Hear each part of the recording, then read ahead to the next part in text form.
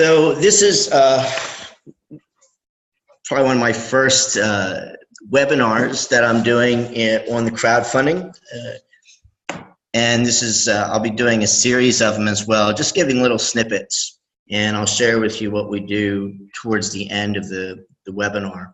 So this is just a short half-hour webinar, just giving you the introduction to it. Now, I'm sure that some of you might be very well versed, just looking to maybe find out a few tips. And some of you may be very new to the whole crowdfunding thing. And in this cartoon, you can see that it says our first attempt at crowdfunding isn't going very well.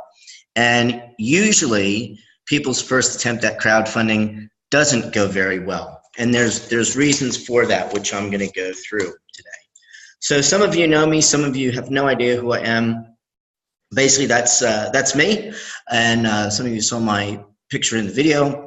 And I wear a number of different hats. I acquired iPledge a few years ago now, which is a very boutique crowdfunding platform. And what I found out that when I was going out and teaching people about crowdfunding, that it wasn't really so much the platform that I really needed to care about. I needed to care about people understanding how to put together a successful crowdfunding campaign. And that's what I've really been focusing on. So I haven't really been focusing on the crowdfunding platform itself. I've been focusing on how I can help educate people to get a good campaign. So the information I'm about to share with you today, it doesn't matter what platform you put it on. All of them, whether it be Kickstarter, GoFundMe, iPledge, Indiegogo, they all pretty much have the same methodology in putting a crowdfunding platform together. I also own a registered training organization called the Wise Academy that I'm in the process of getting off the ground again as well. I've had it for 10 years. And I'm a permanent part-time lecturer at the Kaplan Business School in Brisbane, where I teach numerous things in their undergraduate business and also their MBA program. And then my volunteer that I give back to the community is I'm also the chair of the IT Forum here on the Gold Coast. As you can tell, I seem to still have an American accent despite living here in Australia for 24 years. Lived in Canberra for 16 years until the cold got a bit too much, and now I've moved to the Gold Coast. And after I saw that it was snowing this weekend down in Canberra, I think I made a very good move just because of the weather. I'm very passionate about education, and I have a very diverse range of things. And if you're interested, you can just look at my LinkedIn profile whenever you have some time. So what we're going to go over today are three main things. What is crowdfunding? How crowdfunding can help your project or your organization. And then the third one are three key areas to focus on before launching your crowdfunding campaign. And to a certain extent, this is even before you even think about putting your crowdfunding campaign together. And I'll highlight as to why you need to focus on these three things as we go on. So I hope that's good, and so I'll entertain questions towards the end, and we'll just keep going. So just a few stats to kind of set the stage. So Kickstarter's been around for quite some time. They're basically seen as the grandfather of the crowdfunding platforms. They have raised the most money as far as I know. Here's what's interesting. If you look up here at the success rate, 35%. That's not that high, at all. So when you look at that and look at these other stats, look at the sweet spot here, 1,000 to basically almost 10,000. That seems to be the real sweet spot where people tend to raise the money.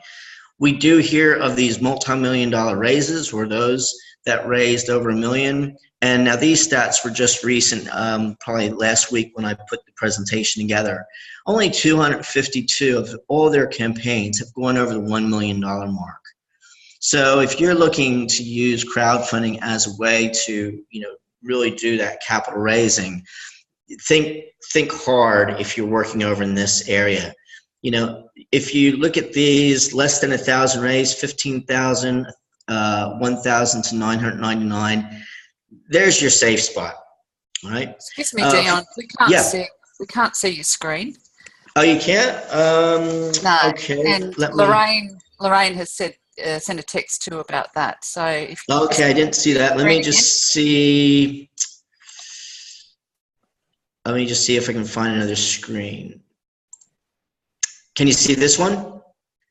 Hey, thank There you. you go. Okay. Yeah, All right. that's it. Beautiful. Okay. So I was going from tell you what I'll do. Let's see if it can still, can you still see that screen now? Yes. Yes. Margaret? Okay, great. All right, super. So, so when we look at the successfully funded projects, you can see here, and then when you look at the unsuccessfully funded projects, you know, when you're looking at the percentage that are funded, you can see that the majority only really get to be 1% to 20% funded. So I'm not sharing these stats to, you know, to put a damper on crowdfunding. It's just to give you a reality check of what is there. Okay. So what is crowdfunding? You know what? The basic of it is that crowdfunding is storytelling with a goal. And that's really, really important, because if you don't tell the compelling story, nobody's really going to care. And it sounds pretty harsh, but that's the truth. There's 5 different types of crowdfunding. There's equity-based crowdfunding, which we're starting to hear more about with the government here in Australia, you know, allowing equity crowdfunding to be legal. We heard a lot about equity-based crowdfunding in the US through the Jobs Act. And this is where investors receive a stake in the company. Here in Australia, it's for up to 10,000. This is not my specialty area. I'm going to have other people come on that I'll interview that are specialists in the equity-based crowdfunding. But once again, still the stuff I shared today, the basics, still apply to equity-based crowdfunding. The difference is that when you start talking about equity-based crowdfunding, is you have to determine what your shares are worth in the company. So when people buy into it, what are they getting? The second one is property real estate crowdfunding. It hasn't really taken off here in Australia. It is big in other countries with real estate crowdfunding, and I know there are various platforms in the US about real estate crowdfunding. And this is basically where you raise funds from a crowd of investors for a particular project or you know, development. Then we have donation-based crowdfunding, and we see this very often with crowdfunding platforms such as GoFundMe, you know, even with iPledge. Well, iPledge, we accept donation-based crowdfunding, Indiegogo. Many of the platforms can offer reward-based crowdfunding and also donation-based crowdfunding. And this is where obviously you contribute to a charitable cause. In one sense, you don't get anything tangible in return, but you do feel warm and fuzzy by giving to a specific cause. Lending-based crowdfunding, there's a number of examples of this. Once again, something that I have not done. This is where investors are repaid for their investment over a period of time. So it's more loan as opposed to equity-based, where equity-based you actually get the rewards, you know, after, say, the company exits. Today, I'm going to really be focusing on this reward-based crowdfunding. So this is where your backers or pledgers or donors, whatever word you want to use, receive a tangible item or service in return for their funds. And we'll look at various ways that you can use reward-based crowdfunding. I'm not going to touch upon the rewards. I do a whole webinar and seminar on that because there's a bit of a science to that as well. Okay. So how can crowdfunding help your project or organization? So we're on to the second point that we'll go over. It can help your project or organization in many ways, and it just depends on, you know, what your organization's about. So some of you said you're from not-for-profits, some of you are representing startups, various individual projects. With regards to the commercial, crowdfunding is not used for general running costs, okay? That's usually a rule set by many. Oops, sorry, I'm just seeing somebody has some other stuff there, okay. So yeah, so these, your crowdfunding ideas must be project-based. right? You can use crowdfunding for an implementation of new initiatives. So we see many not-for-profits and even other startups going, well, we want to open up, do this new project, and we're looking for somebody to help contribute to help do the program, right? We need money to develop a program. So these new initiatives are really, crowdfunding is very good for them. Leverage for grants. So those of us here in Australia, which I'm pretty sure most of you are, we know that we have a lot of grant programs, especially in Queensland. One of the things that crowdfunding has been really good for is that if you show that you've actually gone and done a crowdfunding campaign and you've raised a little bit of money, or you show that you have a number of backers, what that's doing is it's giving either social proof to the government body, or even showing that you went out and you're not totally relying on government funds. So that becomes very important because, government, as much as they do give out a fair bit of money, they still have to justify why they're giving that out. And for those of you who have been involved with the government sector, totally know what I mean. So crowdfunding is very good for leveraging these grants. You can do it for lodging IP. As we know, if you're going for patents, it's a very expensive project. You can do it to get the funds for prototyping. So depending on certain projects, you might need to get the materials to prototype before you actually take it to full manufacture.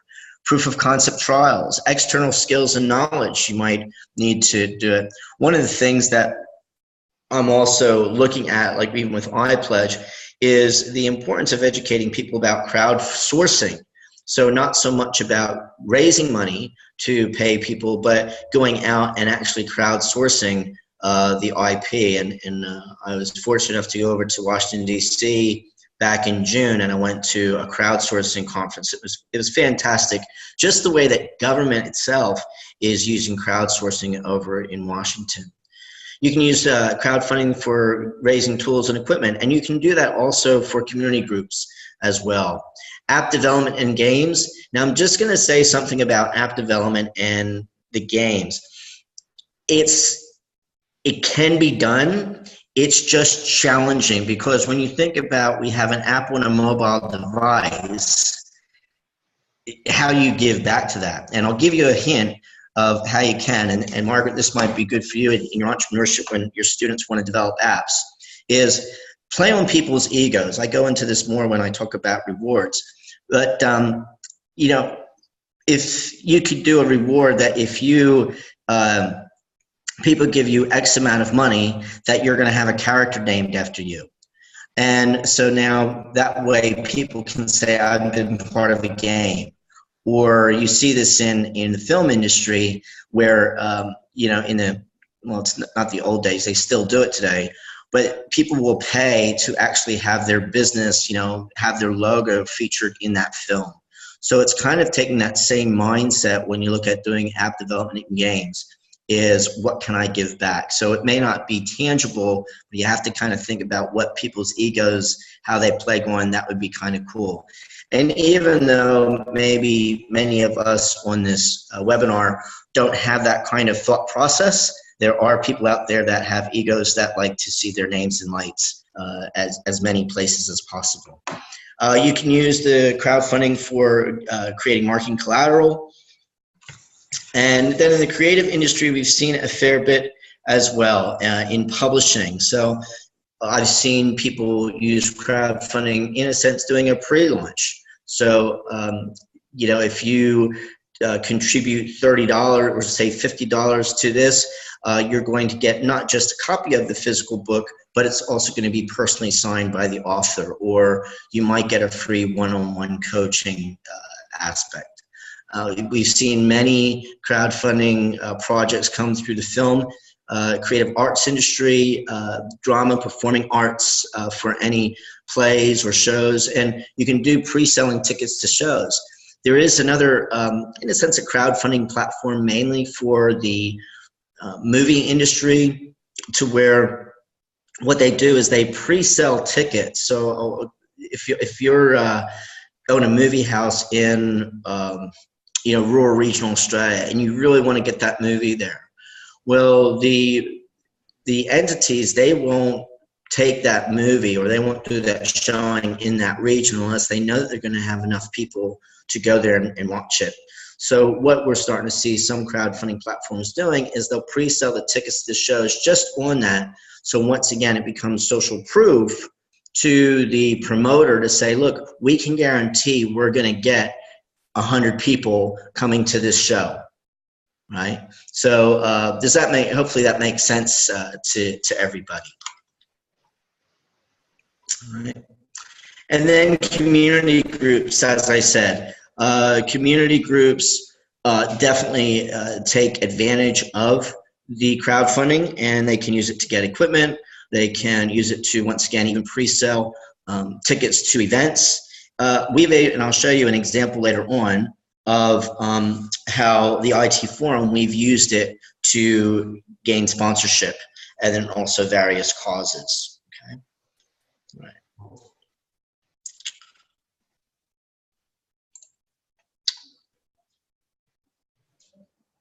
Okay, I'm just reading some of the group chats. Okay, so, right. Lorraine, you said, is that market trails? Trials, it was meant to say. Oh, okay, market trails. Yes. Yes. You can do market trials. Yeah, so that would be that social proof. Yeah, that's for clarification. Okay. Like a feasibility. Yep. Okay. Yeah, 100%. You know, because, okay. and just going back to that commercial thing in regards to social proof, same when it says, when I say leverage for grants, that can also be leverage for investors. You know, in that, in the whole fundraising space, in regard to startup space, you know, everybody has a great idea. What they like to see, even investors, is going, well, how else creative ways did you raise the money? So you can do the whole friends, family, and fools. But when you actually have a crowdfunding campaign and you can show maybe you only raised $10,000, but through that $10,000 you came up with a list of say 2,000 to 3,000 people. That almost shows that you have a pre-sale of 3,000 people who are actually interested in purchasing the product, which at the end of the day for any business, it's not about how much money you can raise, it's how much you can sell and keeping that business sustainable. So that becomes very important. So when we talk about leverage for grants, it can also be leverage for other capital raising methods. So I'll just show you some examples here that these were on the iPledge platform.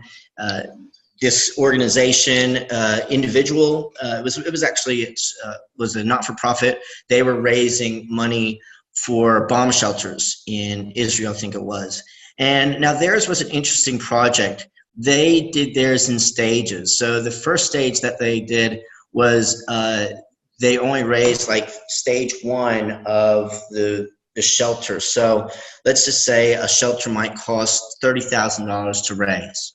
So phase 1, they said, we're going to raise 10, build it, and then when they would go, if they decide to go to phase 2, then they could show this is what we did in phase 1 of your money, here's what we're doing in phase 2.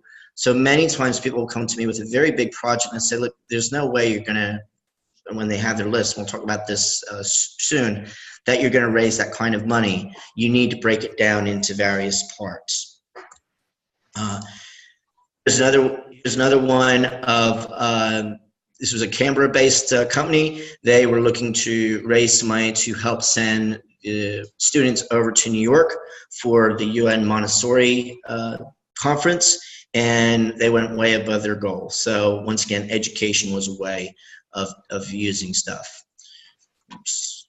No, didn't mean to click on that. This one here was, this guy was out of Melbourne. His girlfriend rang up and said, look, my boyfriend, he's only 21. He just finished his apprenticeship, got a whole bunch of tools. And it seemed that there was a thing happening down there that they would actually steal the trailers. And unfortunately, he didn't have the 7,000, and she just wanted to raise 1,000. And so through the efforts that I helped her out, put it on Facebook, they did raise it through the community. And what was interesting about that campaign, they were just holding steady at about $950. And it was like one day, and our campaign is an all or nothing campaign. And so I sent her an email and I said, would you please just do a quick shout out so you can get over the line. And sure enough, she did a shout out to her friends, and she got over the $1,000 mark and then got all the money. So that was another example, individual. And this guy here, once again, a kid out of Melbourne, just doing a small community project at his uni that he was doing, was only looking to raise 200 and got over the line, 12 backers. So a number of different ways you can do it. Even $200 can go a long way, and those who've worked in not-for-profit agencies totally know what I'm talking about. And this is what we did with the sponsorship for the IT Forum. Many times, not-for-profits, they'll go out to their list, and it's more of a push. So what we did with this one is we put it on, and then we did marketing, and we wanted to see who were interested in sponsoring a small event that they may not have been approached. So we had 4 backers, and I think really 3 of them were from our original, in a sense, database, and I think 1 came out of, through our various marketing efforts. So once again, you never know who might want to fund your program that is not on your existing list. And many not-for-profits didn't realize that they could use crowdfunding actually to assist in sponsoring the event.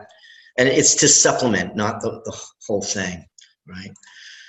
So that just gives you a number of ideas that you can use to use crowdfunding for. So the 3 key areas before launching your campaign that's going to determine if it's going to be a success or failure. And now these are just the 3 that I've chosen that I think are important. If you talk to somebody else, they might think something different. So first off, get your story right. What's your story? We see it in news, magazines, okay? The headline, is that going to grab your attention? Just as on the internet, when you're trying to market your business, there's a lot of competition, a lot of there's a lot of crowdfunding platforms out there now. Even when you go on Kickstarter, there's thousands of campaigns on there that they're trying to get your money. So you need to grab them very quickly. So determining what's the story. And why should people care? So the one way that you can care, think about when you go to a movie or you read a good book. Right? It's appealing to the human emotions. How can you make them laugh? How can you make them angry? How can you make them, just feel warm and fuzzy and smile? How can you make them cry? So really tapping in that when you create your story, what emotion are you tapping into that's going to trigger them to take action? Why do cat videos go viral? Because they're silly and it makes people laugh, Cats and babies seem to be the thing that seems to go viral, or something that goes the other extreme of, if I look at what's happening in my, my native country, with certain decisions that are being made in government and throughout the country, certain things there go viral. Once again, what it's doing, it's tapping into the angry emotion. So the emotions are really, really important. You can also get the best results from video. If you do anything in digital marketing, we all know that video is the bomb. And the same thing in crowdfunding, that having video in your campaign more than doubles your chances of reaching the funding target. Now, I wouldn't say put all videos, like put video after video after video, but definitely your key first point of call is going to be that video. And it just needs to be a simple 1 to 3 minutes. There are other campaigns like FlowHive, if you've heard of that one. That campaign, that video I think went on for about 9 or 10 minutes.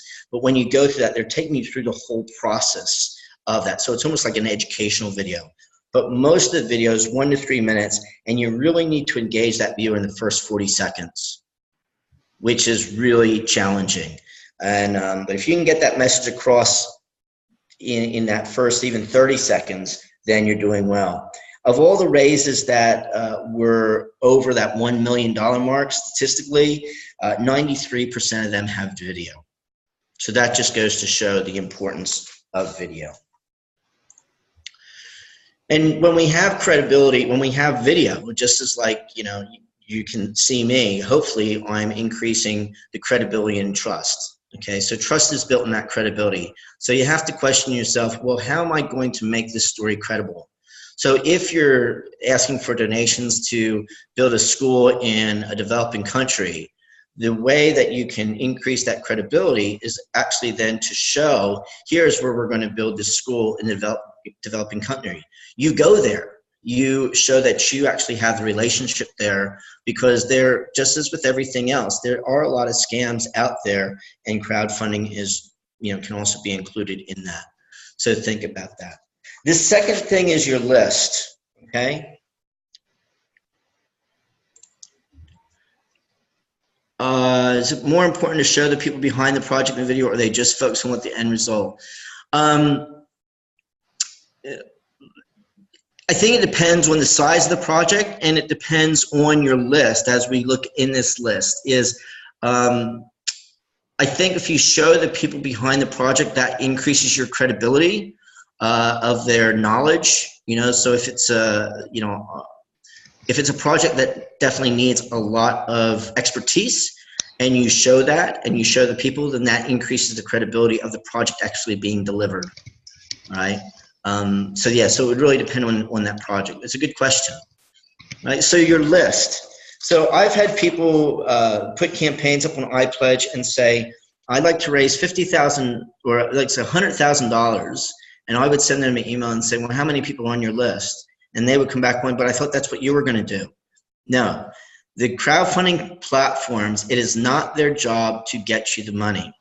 Their job of a crowdfunding platform is just that. It's a platform for you to put your campaign on, which means before you go out to any campaign, or before you go out to do any crowdfunding campaign, look at your database, right? And not only looking at your database, but who's on it. I gave a presentation in Canberra to a not-for-profit company, and it was a sports organization, and they had a database of 7,000 people. And I said, do you even know who's on that? And they said, no. I said, oh my gosh, like you need to know who's on your list, because they could have used some people on the list, like professional athletes, and leverage them as a reward. So that list becomes very, very important. Statistically, 70% of the pledges come from people that are engaged by the project creator. So who's your networks? It comes back to, all right? And then 30% comes from people trolling the site. So if you're on Kickstarter or an iPledge, just know that 70% of that funding is going to come from your list. The rest of them may come from people just going, oh, that looks like an interesting project. And when they start to see other people have backed that project, then they want to be part of the crowd, right? They feel that they don't want to miss out. Right? And then the last one is you really need to reach 25% before strangers start pledging. So the other strategy there then is to launch your campaign or soft launch it to your list and saying, hey, I haven't made it go, out to the crowd, like to the world. Go ahead, jump in. I'm giving you the heads up. So by the time you actually do a full-on PR launch, people are they're going to come to your crowdfunding platform, your campaign, and go, wow, this is really starting to take traction. So it's about that perception. Other success rates from the list is that once you get over 20%, your project has an 80% chance of reaching its goal. And once it hits 30%, your chances of it being a successful campaign goes to 90%. And it's all about momentum. So you need to get out of the gate very quickly to reach that 30% mark that first week to have a higher rate of success, right? So that becomes very, very important. And I'll give you the example, okay? So Flowhive, they wanted to raise $70,000. They got a lot of TV play and everything else. They got to their 70,000, I think, within 24 hours, 24 to 48 hours. They continued to go to where they raised 12 million, as you can see. They had 37,000 funders. But here's what people, they probably know now, but at the time, these guys had already been having the conversation with their fans that they were doing this, okay? And their key followers were other beekeepers and bee lovers and etc. So by the time they actually launched their campaign, their crowd was already following them, right? And then they had that momentum and it just kept going. So it's a very classic example of how important it is to engage your list before you really launch your campaign to the crowd. And Lorraine, I see the question there about the cultural projects. I'll save that question to the end. Right. And then the third one is planning and strategy. Okay. Now, look, if you're going for, and I've done this myself, if you're going to do a project and you're only trying to raise $200 to $300, you can probably just put it together in a day and just put it up there and and if you have a good list, you have really good networks, to come up with $300 is not that difficult. But if you're looking to come up with $5,000, you really need to figure out a plan and a strategy before you put your campaign up there. So part of that is, what's your budget? And as I said, I'm not going to go into this aspect with the cost rewards, but you might want to raise $5,000, but how much is it actually going to cost to put that campaign together?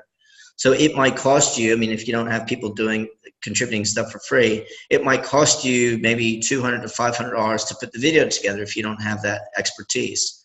The rewards that you're putting together, if you're going to put together a gift pack and it's for $50, but that gift pack's actually going to cost $10, well, the amount that you're actually getting from that reward is only $40.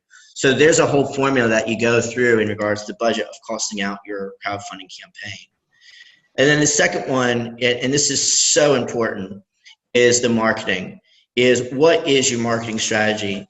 Margaret, who's on the webinar, knows from working with entrepreneurs and businesses that one of their key reasons that they fail is they don't know how to market and sell themselves. So it's the same thing with the crowdfunding campaign. You really need to figure out which social media outlets you're going to use, what networks do you have that you can leverage off of, what PR strategies, which PR always goes right back to the beginning, is what's your story. So those are the three key factors. So in summary, we've covered crowdfunding is really just, taking your project to the crowd, telling a good story with the goal of getting them to give you money, preferably for your project. Then we looked at the many ways that you can use crowdfunding for your project or your business or your not-for-profit. And then the three things that are really important that I believe that you need to focus on before even considering launching your campaign is, first off, get your story right. Secondly, build that list. And third, figure out what plan of attack that you're going to take to get the word out to the marketplace so that they'll come and visit your crowdfunding campaign and give you money, and also share your story with other people as well. So I thank you very much for your attention, and I'm willing to, it's 1:04, but I'm willing to take any questions, and Lorraine had put one up touching upon the cultural projects and how you would approach this. I'll just finish here. There's my contact details. And I do run crowdfunding boot camps and seminars, which I can send information out. We won't be having one of those for about another month or so. Thanks, Lyndall. So let me just stop the share.